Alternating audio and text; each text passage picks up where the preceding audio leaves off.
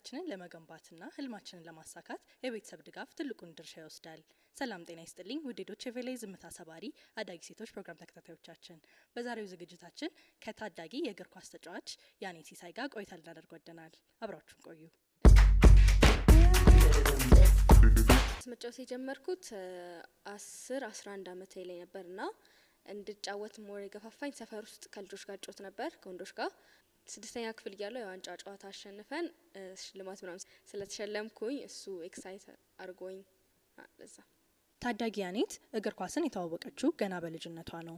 በሰፈር ውስጥ የተጀመረው የእግር ኳስ ተጫዋችነትም አሁን ላይ የዳበረ በሴቶች የእግር ኳስ ፕሮጀክት በመታቀፍ ችሎታዋን እያሳየች ነው።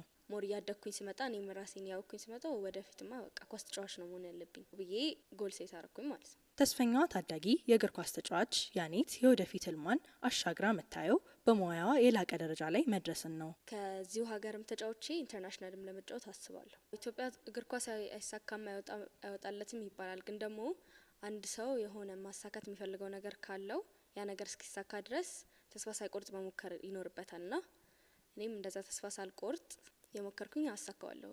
ሌላም ደግሞ የሴቶች እግር ኳስ ላይ እይታም በደንብ የለም፣ ድጋፍም እንደዛው እና ቢኖርም ጥሩ ነው ብዬ አስባለሁ። ያኔት በሕክምና ሙያ የተሳካ ደረጃ ላይ ከደረሱ ቤተሰቦቿ ብትገኝም የራሷን መንገድ መርጣለች።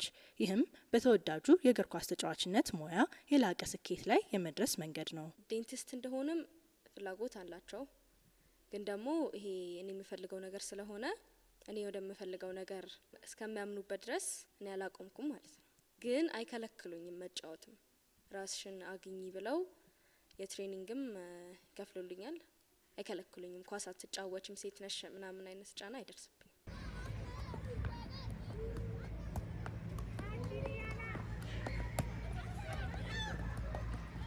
በኳስ ተጫዋች መሆን የምትፈልግ ሴት ቤተሰቦቿ በቃ ኳስ ተጫዋች መሆን የለብሽም አንቺ ሴት ነሽ ምናምን ሲሏት እሺ ብላ ሳይሆን መቀመጥ ያለባት ይሄ የኔ አላማ ነው እኔ የምፈልገው ነገር ነው ብላ እስከሚያምኑባት ድረስ ማሳመን ያለባት። ብዙውን ጊዜ ወላጆች ልጆቻቸውን በራሳቸው ፈለግ ወይንም ሙያ እንዲሳካላቸው ያስገድዳሉ። የያኔት ቤተሰቦች ግን ታዳጊዋ በፍላጎቷ ለመደገፍና በምርጫዋ እንዲሳካላት የተቻላቸውን ብርቱ ድጋፍ ያደርጋሉ። እኔ ልጆቼን ማሳድጋቸው እኔ በመጣውበት አስተዳደግ አይደለም።